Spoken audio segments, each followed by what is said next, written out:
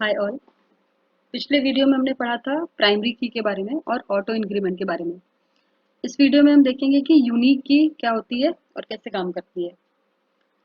तो मैंने अपना MySQL स्टार्ट किया और शो डेटाबेसेस कमांड लिखी। ये मेरे डेटाबेसेस हैं, तो मैं सैम्पल 1 में जाकर अपनी टेबल क्रिएट करती हूँ। तो सैम्पल 1 में यूज़ करने के लिए यूज़ सैम्पल 1। तो हम सैम्पल 1 नाम के डेटाबेस में आ गए। अब हम एक टेबल क्रिएट करेंगे जिसमें कि हम यूनिक कंस्ट्रेंट लगाकर देखेंगे या यूनिक की लगाकर देखेंगे।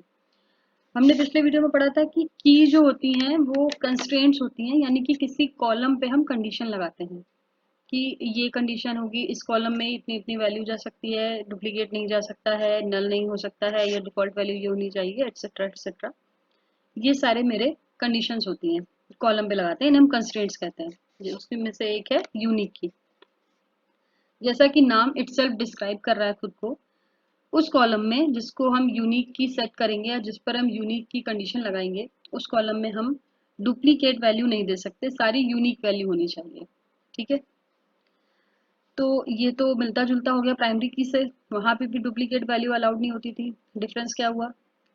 प्राइमरी की और यूनिक की का डिफरेंस ये होता है कि यूनिक की में नल वैल्यू अलाउड होती है और डिफॉल्ट वैल्यू अलाउड होती है, बट डुप्लीकेट अलाउड नहीं होता।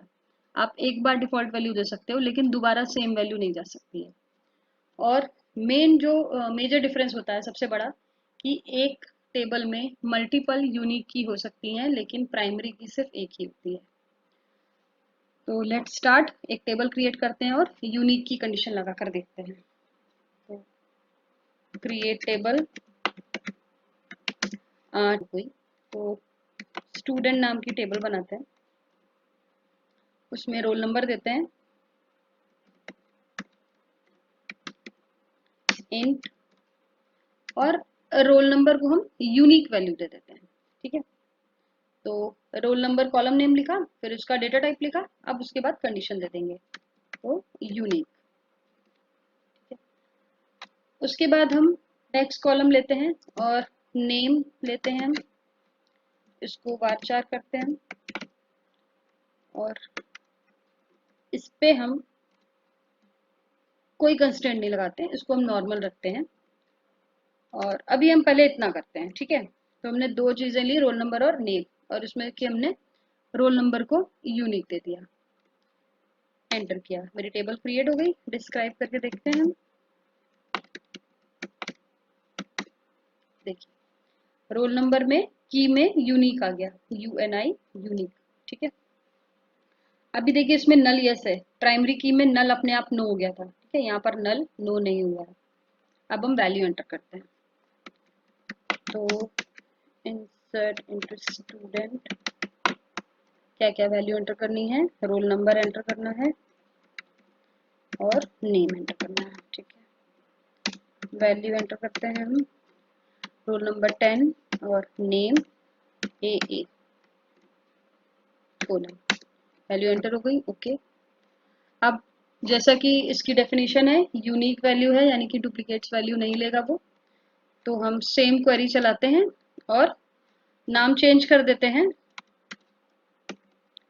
बट रोल नंबर सेम रखते हैं। तो ये हमें एरर देना चाहिए इसमें। ठीक है, duplicate entry 10 for the key student dot roll number, यानी कि हम रोल नंबर में नाम की जो की है उसमें हम डुप्लीकेट एंट्री नहीं कर सकते क्योंकि वो यूनिक है।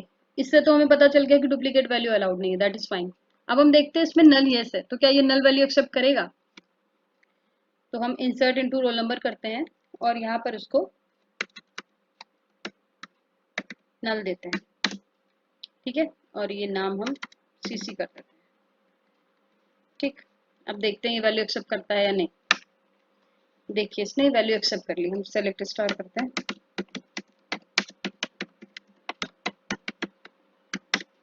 देखिए यहाँ पर नल वैल्यू आई है। नल जब टेबल में नल वैल्यू होती है तो वो ब्लैंक नहीं दिखाता है, ऐसे कैपिटल में नल लिखा हुआ आता है। तो यानी कि नल वैल्यू एक्सेप्ट हो रही है।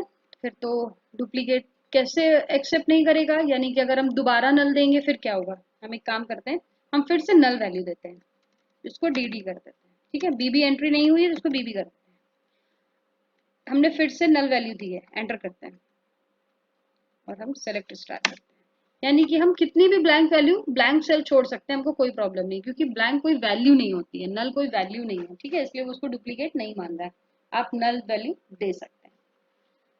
अब देखते हैं डिफॉल्ट के लिए, तो यानी कि हमें ये समझ में आ गया कि यूनिक में हम नल वैल्यू दे सकते हैं, ब्लैंक छोड़ सकते हैं उस सेल को, बिल्कुल ठीक है। अब हम डिफॉल्ट चेक करते हैं। अभी हमने कोई डिफॉल्ट सेट नहीं किया था, हमने टेबल क्रिएट करते टाइम डिफॉल्ट वैल्यू सेट नहीं करी थी, अब हम डिफॉल्ट वैल्यू सेट करेंगे। तो हम क्या करते हैं, स्टूडेंट वन नाम से टेबल क्रिएट करते हैं और सारी कमांड सेम रखेंगे। तो आप एरो से मैं अपनी टेबल क्रिएट करने पे गई, इसको मैंने यूनिक दिया था रोल नंबर को, अब मैं इसको डिफॉल्ट वैल्यू पे देती हूँ, ठीक है, यूनिक स्पेस डिफॉल्ट, और डिफॉल्ट वैल्यू दे देती हूँ उसको 1, ठीक है। अब एंटर करें तो टेबल का नाम चेंज करना पड़ेगा, स्टूडेंट वन करना पड़ेगा, क्योंकि हम सेम नाम से दो टेबल एक ही डेटाबेस में नहीं बना सकते। एंटर किया, टेबल क्रिएट हो गई। तो डिस्क्राइब करें स्टूडेंट वन को, देखिए यूनिक और डिफॉल्ट वैल्यू 1 है। चलिए अब हम इंसर्ट करते हैं रिकॉर्ड। तो आप एरो की हेल्प से प्रीवियस कमांड यूज करके हम करते हैं। तो पहला हमने लिया था 10AA, ठीक है, एंटर किया, सॉरी हम स्टूडेंट में एंटर कर रहे हैं फिर से, तो हम इसको स्टूडेंट वन कर लेते हैं यहाँ पे, ओके, एंटर करते हैं, 1 रो अफेक्टेड, ठीक है, हो गया। सेकेंड टाइम हमें क्या करना है, नल वैल्यू तो हम चेक कर चुके हैं, अब हम डिफॉल्ट वैल्यू चेक करते हैं। तो ये हम डिलीट करते हैं और यहाँ से ये रोल नंबर भी डिलीट करते हैं और एंटर करते हैं। अब हम देखते हैं select star, sorry sorry sorry, देखिए डिफॉल्ट वैल्यू एक्सेप्ट कर ली इसने 1, ठीक है। अब हम क्या करते हैं, हम फिर से ये वैल्यू चेंज करते हैं, इसको बी करते हैं और फिर से डिफॉल्ट वैल्यू एंटर करके देखते हैं, फिर से रोल नंबर नहीं देखते हैं। देखिए अब वो नहीं लेगा, यानी कि आप डिफॉल्ट वैल्यू सिर्फ एक ही बार दे सकते हैं। अगर दोबारा वो फिर से डिफॉल्ट लेगा तो क्या होगा, 1 रिपीट हो जाएगा और रिपीट होते ही कंडीशन का वॉयलेशन हो जाएगा। तो यानी कि हम डुप्लीकेट एंट्री किसी भी हालत में नहीं कर सकते। अगर डिफॉल्ट वैल्यू हमने सेट भी करी है तो भी वो only once it will take that, ठीक है। तो हमने पढ़ा एक कॉलम में हम यूनिक की लगाने पर हम ब्लैंक दे सकते हैं और एक बार डिफॉल्ट दे सकते हैं और डुप्लीकेट वैल्यू नहीं दे सकते। अब चलिए इसका एक और एक्सटेंशन पढ़ते हैं। हम एक काम करते हैं, पहले टेबल को डिलीट करते हैं, स्टूडेंट वन और स्टूडेंट दोनों टेबल डिलीट करते हैं और क्वेरी यूज करेंगे। तो डिलीट करने की कमांड होती है drop table student one and drop table student, ठीक है, दोनों टेबल डिलीट हो गए।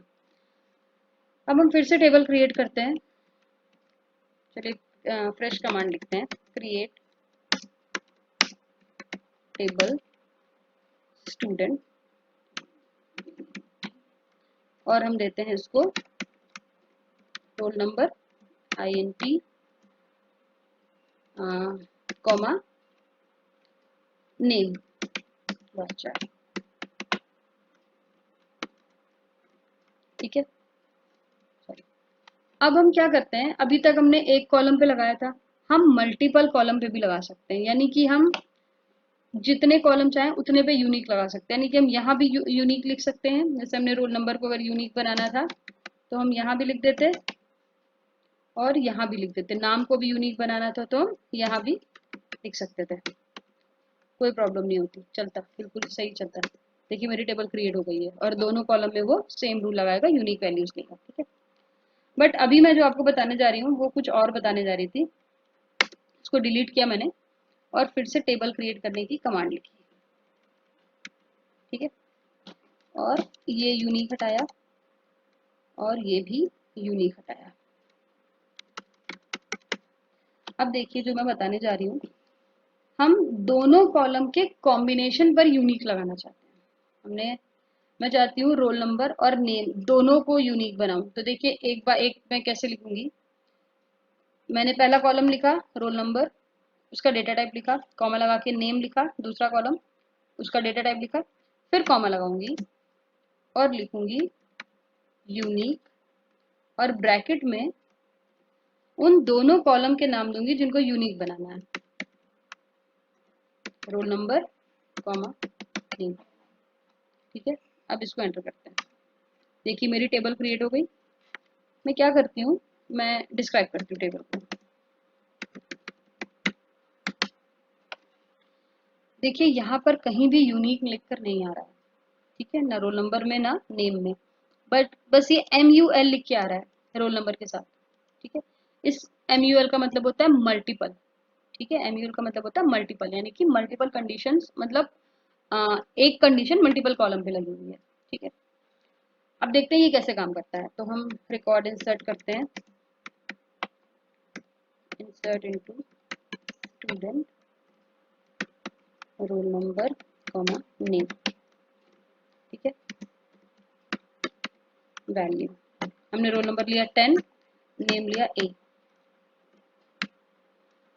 एंटर कर दिया, रिकॉर्ड इंसर्ट हो गया, अच्छी बात है।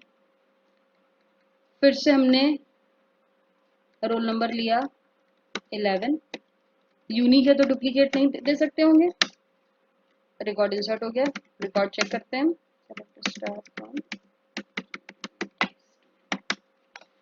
10A 11B, बिल्कुल ठीक है, दोनों वैल्यू यूनिक है, यानी कि रोल नंबर की भी वैल्यू यूनिक है और नेम की भी वैल्यू यूनिक है। अब देखिए मैं काम करती हूँ, मैं यहाँ पर नाम को रिपीट करती हूँ और यहाँ पर रोल नंबर को रिपीट करती हूँ। तो टेक्निकली जो हमने पढ़ा उसके हिसाब से तो एरर आनी चाहिए, यूनिक वैल्यू, लेकिन यहाँ पर एरर नहीं आई। और रिकॉर्ड इंसर्ट हुआ, बिल्कुल इंसर्ट हुआ, देखिए 11 और B इंसर्ट हो गया, ये डुप्लीकेट हो रहा है, ये डुप्लीकेट हो गया, ऐसा कैसे हुआ? ठीक है, अभी बताते हैं कैसे हुआ। एक रिकॉर्ड और एंटर करते हैं, यहाँ पर इसको 10 कर देते हैं और इसको B रहने देते हैं, तो भी रिकॉर्ड इंसर्ट हो गया प्रॉपरली। देखिए जब हम कॉलम के कॉम्बिनेशन को, हमने रोल नंबर और नेम के कॉम्बिनेशन, मतलब एक टपल दिया, उसको यूनिक किया, यानी कि रोल नंबर और नेम का कॉम्बिनेशन यूनिक होना चाहिए। 10A 10B, तो 10 और A ये रिपीट नहीं होना चाहिए, 10 और B रिपीट नहीं होना चाहिए। ठीक है, अब ये जितनी एंट्रीज आ गई ये अब मतलब ये पूरा पूरा एक कॉम्बिनेशन रिपीट नहीं होना चाहिए। इसको मैं आपको एग्जांपल से बताती हूँ। जैसे 11A यहाँ पर आ चुका है, ठीक है, अब अगर मैं फिर से 11A दूंगी तो ये मुझे एरर देगा, duplicate entry 11A for the key student और रोल नंबर। एक ही कॉलम का नाम इसलिए आ रहा है क्योंकि हमने जब की डिफाइन करी थी तो पहले रोल नंबर लिखा था। ठीक है, हायरार्की वाइज आ रहा है। तो अब ये देखिए ये कॉम्बिनेशन दिखा रहा है 11A, ये आप रिपीटेड, ये रिपीट नहीं कर सकते, ये एक बार यूज हो चुका है, आप रिपीट नहीं कर सकते। आप सिंगल सिंगल वैल्यू रिपीट कर सकते हो, यहाँ 10 रिपीट हो रहा है, 11 रिपीट हो रहा है, A रिपीट हो रहा है, B रिपीट हो रहा है, चलेगा, लेकिन ये पूरा कॉम्बो रिपीट नहीं होना चाहिए। ठीक है, ये पेयर जो बना हुआ है वो रिपीट नहीं होना चाहिए। ठीक है, तो यूनिक की मेरा इस तरीके से काम करता है, यानी कि आप इंडिविजुअल कॉलम को भी दे सकते हो। अगर मैं एक बड़ी टेबल बनाऊं, जैसे कि एम्प्लॉय नाम की टेबल बना लेती हूँ, सॉरी,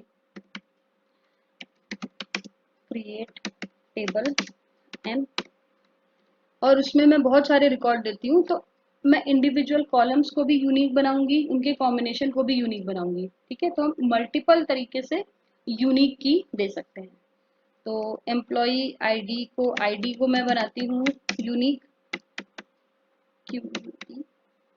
उसके बाद मैं नेम को भी यूनिक बनाती हूँ,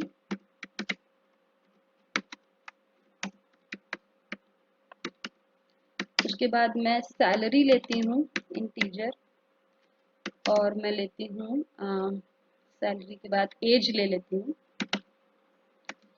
इंट, और मैं यूनिक बनाती हूँ नेम और एज को। ठीक है, नेम कॉमा एज, ये मैं पूरा यूनिक बनाती हूँ। ठीक है, एक ब्रैकेट और लगेगा और एंटर। तो मैं इस तरीके से भी बना सकती हूँ। इसको एक बार डिस्क्राइब करें।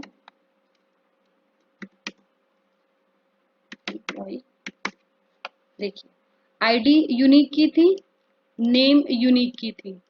अब मैंने नेम और एज को मिलाकर यूनिक की बनाया है, तो टेक्निकली नेम के आगे MUL लिख के आना चाहिए था, लेकिन ये ऑलरेडी यूनिक की है इसलिए नहीं लिख कर आ रहा है। ठीक है, अब ये भी मेरा वैसे ही बिहेव करेगा जैसे अभी हमने पहले चेक किया।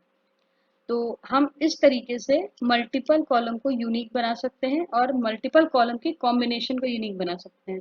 जिस कॉलम को हम ऑलरेडी यूनिक बना चुके थे उसको भी हम उस कॉम्बिनेशन में यूज कर सकते हैं। ठीक है, अब इसमें क्या हो जाएगा, यहाँ पर जैसे हमारा ये रिपीट हो रहा था, तो कॉम्बिनेशन कभी भी रिपीट नहीं होगा। क्यों नहीं होगा? क्योंकि ये वैल्यू हमेशा यूनिक रहेगी। और ये रिपीट हो सकता है क्योंकि इसको हमने यहाँ पर रिपीट यूनिक नहीं दिया था। तो एक रिकॉर्ड भी इंसर्ट करके देख लेते हैं फटाफट।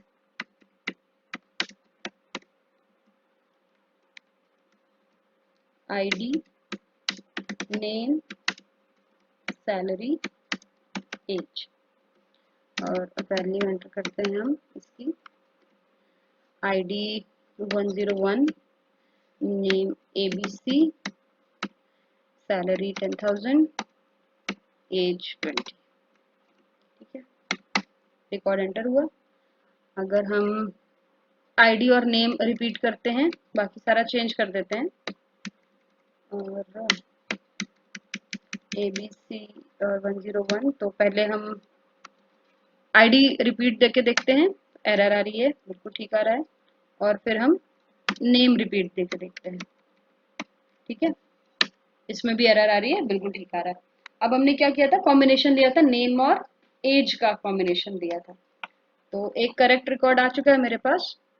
एक रिकॉर्ड और डाल देते हैं, 102 और XYZ का। ठीक है, रिकॉर्ड एंटर हो जाएगा। अब हम सेलेक्ट स्टार करके देखेंगे, फ्रॉम एम, सॉरी, तो ये मेरा आ गया। अब मैं ABC 20 और XYZ 21 ये कॉम्बिनेशन रिपीट नहीं कर सकती हूँ। अगर मैं ABC फिर से दूंगी तो मुझे डुप्लीकेट की एरर आएगी। हाँ, मैं 20 को दोबारा रिपीट कर सकती हूँ, मतलब मैं इस तरीके से दे सकती हूँ, XYZ रिपीट नहीं कर सकती हूँ, तो मैं PQR ले लेती हूँ। और एज 21 रिपीट कर सकते हैं, कोई प्रॉब्लम नहीं। सैलरी भी रिपीट कर सकते हैं। अच्छा, की वैल्यू नहीं चेंज करी मैंने। ठीक है, हम सेलेक्ट स्टार करते हैं।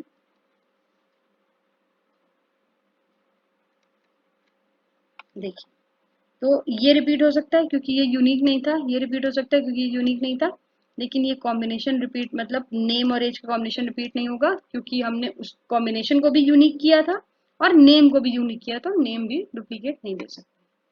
ठीक है, तो ये मेरी यूनिक कंस्ट्रेंट हो गई। नेक्स्ट वीडियो में हम पढ़ेंगे चेक कंस्ट्रेंट, पढ़ेंगे कि चेक कंस्ट्रेंट क्या होती है, किसी कॉलम पे कैसे लगती है। तब तक इसकी प्रैक्टिस करिएगा। Then bye bye.